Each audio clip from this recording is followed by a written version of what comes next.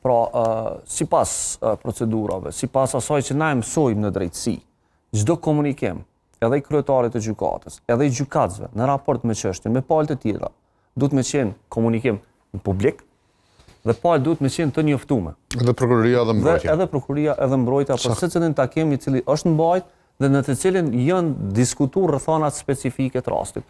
Për me shpjegu pak për publikun të cilët janë, kisha me thonë, nuk e dinë mirë procedurat gjyqësore. Në rast se unë kam një landë dhe kom pa ditë dikon, dhe unë shkoj e mbaj një takim me gjyqtarin për landën tam.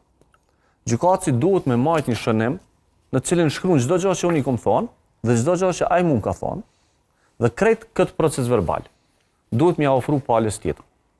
Në rast se nuk ja ofron palës tjetër, atëherë bën shkelje disiplinare.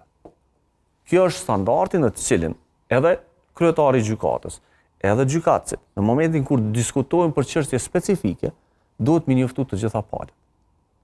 Dhe këtë situatë, mbrojtja ka kërku proces verbali, minutat e takimit ku kryetari i gjykatës i ka dhënë këto deklarata dhe nuk janë dhënë.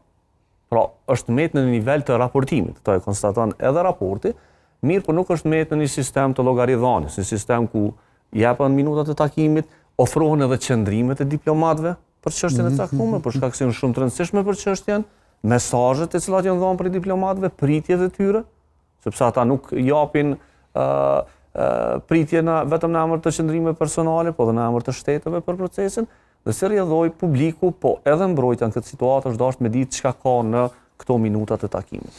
Pastaj vjen çështja tjetër, cilën ne duhet raporti e konstaton, dhe cila gjatë krejt procesit është njëna prej mangësive, kisha me thonë, kryesore.